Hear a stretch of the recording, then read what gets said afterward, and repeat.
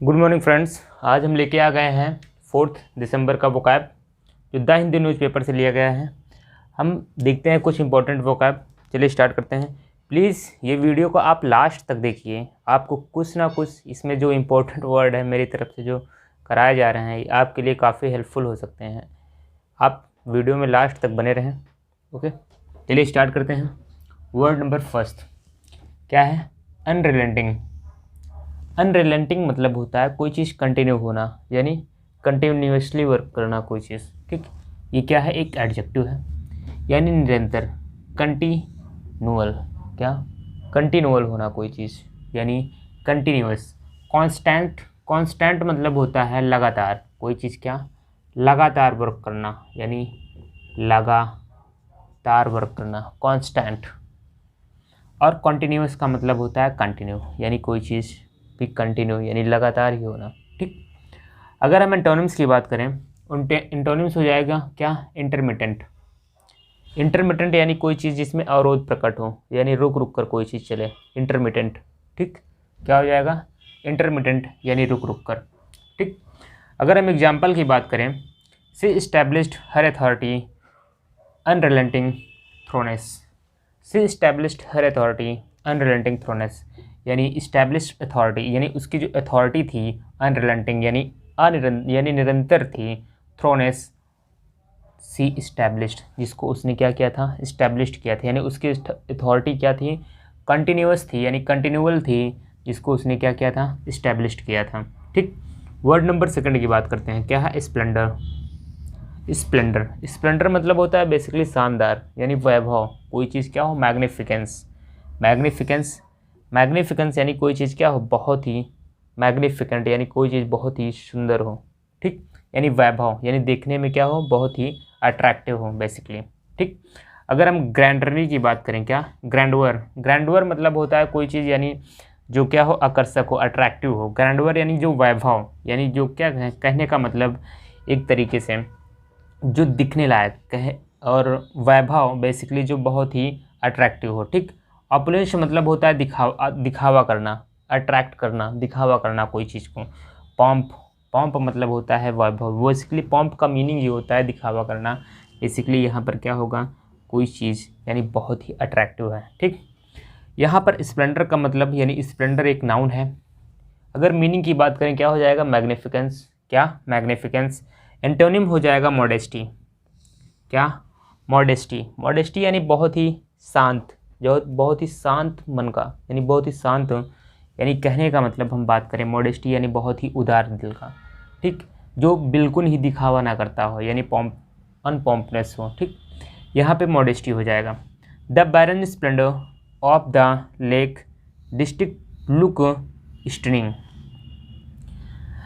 Example देखते हैं। The barren splendour of the Lake District look stunning, यानी barren. बैरन मतलब होता है जो बंजर जमीन, यानी जो बैरन हो। ठीक, स्प्लेंडर ऑफ द लेक, वो वहाँ का जो लेक है उस डिस्ट्रिक्ट लुक स्टनिंग, उस डिस्ट्रिक्ट लुक्स स्टनिंग किसकी वजह से? यानी एक बैरन जो जहाँ पे बंजर है, स्प्लेंडर ऑफ लेक उसके, यानी स्प्लेंडर ऑफ लेक यानी जो लेक का स्प्लेंडर यानी शानदार यानी वैभव है, डिस्ट्रिक्ट लुक स्टनिंग उसकी वजह से जो डिस्ट्रिक्ट है कैसा दिख रही है? यानी बहुत ही स्टनिंग। स्टनिंग मतलब होता है ब्यूटीफुल, यानी बहुत ही अट्रैक्टिव यानी सुंदर दिखना, स्टनिंग। ठीक, स्टनिंग। अगर हम वर्ड नंबर थर्ड की बात करें, क्या है? इंडिक्ट। इंडिक्ट मतलब होता है अभियोग लगाना, यानी कहने का मतलब किसी को किसी पद से, यानी किसी को किसी पद से क्या करना? हटाया जाना, अभियोग लगाना। ठीक, ये क्या है? इंडिक्ट। इंडिक्ट एक वर्ब है। अगर हम इसकी बात करें, चार्ज विथ। चार्ज विथ मतलब किसी पे आरोप लगाना। चार्ज विथ का मीनिंग होता है किसी पे क्या करना? आरोप लगाना। ठीक, अगर हम यहाँ पे समन की बात करें, शमन और साइट इम्पीच। इम्पीच का मतलब होता है दोषी ठहराना, इम्पीचमेंट जिसको बोलते हैं अभियोग लगाना, यानी किसी को किसी पद से क्या करना? हटाना, उस पर दोषी आरोपी लगाकर उसको क्या किया जाए? हटाया जाए। साइट मतलब होता है बुलावा, यानी बुलावा पत्र, यानी कहने का मतलब जिसे बेल जो हमें अगर कोई अरेस्ट कर लिया जाता है या किसी पे कोई इल्ज़ाम होता है तो उसको क्या किया जाता है? एक बेल दी जाती है। तो कहने का मतलब साइट का मतलब होता है बुलावा, शमन का मतलब भी होता है बुलावा, यानी अभियोग के लिए, यानी वहाँ पर प्रेजेंट होने के लिए क्या किया गया, समन किया गया यानी बुलाया गया। ठीक। अगर हम एक्विट की बात करें, एक्विट का मतलब होता है छोड़ देना, यानी उसको क्या किया जाए, बरी कर दिया जाए। एक्विट मतलब बरी करना यानी छोड़ना। ठीक, एक्विट, ACQUIT। एग्जाम्पल देखें, his farmer manager was indicted for fraud. His farmer manager यानी उसका जो फॉर्मर यानी जो पहले वाला मैनेजर था वो क्या था, इंडिक्टेड फॉर फ्रॉड, यानी वो उस पर इंडिक्टेड फॉर अ फ्रॉड यानी उस पर फ्रॉड के क्या लगे हुए थे, आरोप लगे हुए थे, यानी दोषी था वो, किसका, फ्रॉड का। हिज फॉर्मर मैनेजर यानी उसका जो फॉर्मर मैनेजर था यानी पहले का जो मैनेजर था, वॉज इंडिक्टेड, वो क्या था, दोषी था, फॉर फ्रॉड यानी किसके लिए, फ्रॉड के लिए वो क्या था, आरोपी था। ठीक। वर्ड नंबर 4 की बात करते हैं। वर्ड नंबर 4 है इंसर्जेंट। क्या, इंसर्जेंट। इंसर्जेंट एक नाउन है। अगर हम इसकी बात करें, क्या है, एक नाउन है। इंसर्जेंट मतलब होता है विद्रोह करना, यानी रेबल करना, किसी चीज़ पे रेबल करना यानी विद्रोह करना। ठीक, रिवोल्यूशनरी करना। अगर इस सिनोनिम्स की बात करें, सिनोनिम्स क्या हो जाएगा, रिवोल्यूशनरी और म्यूटिनियर। म्यूटिनियर मतलब होता है बहुत ही उग्र हो जाना। क्या, उग्र हो जाना, कोई चीज़ को विद्रोह करने के चक्कर में क्या हो जाए, बहुत ही उग्र हो जाए। रिवोल्यूशनरी और म्यूटिनरी। लॉयलिस्ट मतलब होता है, कहने का मतलब बहुत ही शांत होना, लॉयल होना। क्या होना, बहुत ही शांत होना और लॉयल होना। ये क्या हो जाएगा, इसका एंटोनिम्स हो जाएगा लॉयलिस्ट। अगर हम एग्जाम्पल की बात करें, she single to their insurgent who obeyed and move forward. He single to the other insurgent यानी वो क्या है, he single to the other insurgent यानी वो अदर इंसर्जेंट क्या है, सिंगल है। Who obeyed and move forward. He obeyed यानी वो क्या करता है, हु, जो ओबेड मतलब होता है कोई चीज़ को यानी मानना, यानी आज्ञा मानना या किसी की बात को क्या करना, मानना। एंड मूव फॉरवर्ड, की बात को माना और मूव फॉरवर्ड यानी आगे बढ़ा। ही सिंगल्ड यानी जो सिंगल था। The others insurgent, the other insurgent यानी जो, कहने का मतलब जो सिंगल बंदा क्या था, इंसर्जेंट यानी विद्रोही था। हु ओबेड, उसने माना यानी कहने का मतलब उन्होंने आज्ञा माना।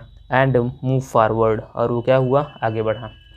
अगर हम इसकी बात करें वर्ड नंबर 5 की, कंसेंसस। क्या, कंसेंसस। कंसेंसस है, इसका मतलब होता है आम सहमति यानी सहमत होना, किसी बात पे हम क्या हों, सहमत हों, सहमति। ठीक, कंसेंसस यह एक नाउन है। अगर हम इसकी बात करें आम सहमति, अगर मीनिंग क्या है, एग्रीमेंट। एग्रीमेंट यानी सहमति होना, किसी पे क्या होना, सहमत होना। अगर हम सिनोनिम्स की बात करें, क्या हो जाएगा, हार्मनी और कॉन्कर्ड।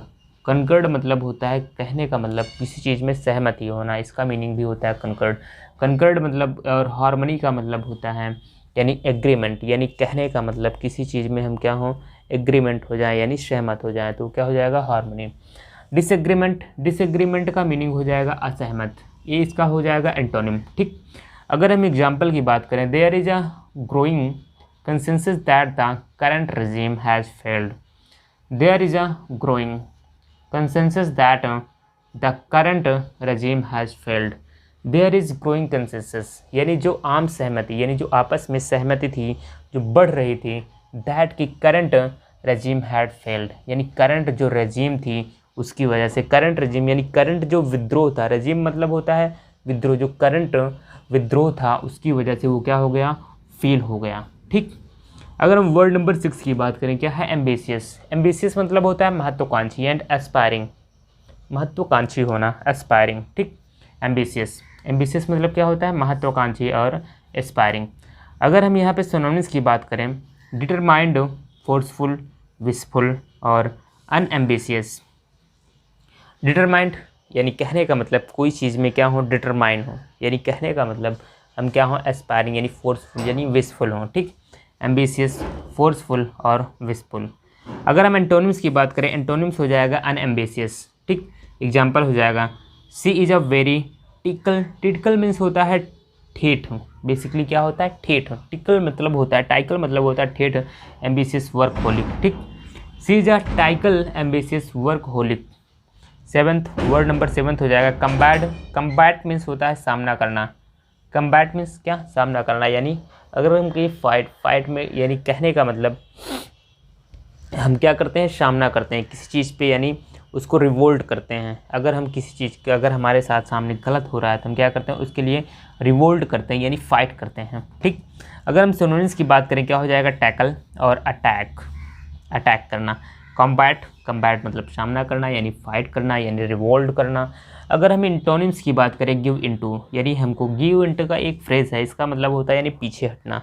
गिव इनटू मतलब पीछे हटना। ठीक, अगर हम इसका एग्जाम्पल देखें क्या है, सी डेडिकेटेड हर लाइफ कम्पैटिंग पुअर्टिंग, सी डेडिकेटेड हर लाइफ कॉम्बैटिंग पुअर्टिंग, उसकी जितनी पूरी लाइफ थी, उसकी जो पूरी लाइफ थी कम्बैटिंग पुअर्टिंग, यानी जो पुअर्टी यानी गरीबी के प्रति यानी क्या था, सामना करने का था। यानी वो पूरी लाइफ अपनी गरीबी के प्रति क्या थी, डेडिकेटेड, कहने का मतलब सामना कर रही थी, कॉम्बैट कर रही थी। ठीक, अगर हम वर्ड नंबर 8 की देखें, अल्टीमेट, अल्टीमेट का मीनिंग डबल होता है। कहने का मतलब हम किसी को कहने का जो बहुत ही क्या हो, बेस्ट हो यानी बेटर हो, उसके लिए हम क्या यूज करते हैं, अल्टीमेट। बोलते नहीं है लोग कि यार अल्टीमेट, तो अल्टीमेट का मतलब अंततः यानी उसकी तरह का कोई बंदा है ही नहीं।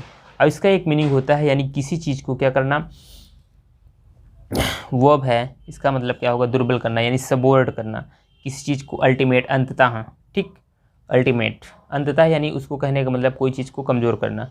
अगर सबोटेज की बात करें, क्या सबोटेज हो जाएगा यानी तोड़ फोड़ करना, इसका सिनोनिम्स हो जाएगा तोड़ फोड़ करना यानी थ्रेटन, यानी किसी चीज़ को डराना धमकाना, थ्रेटन।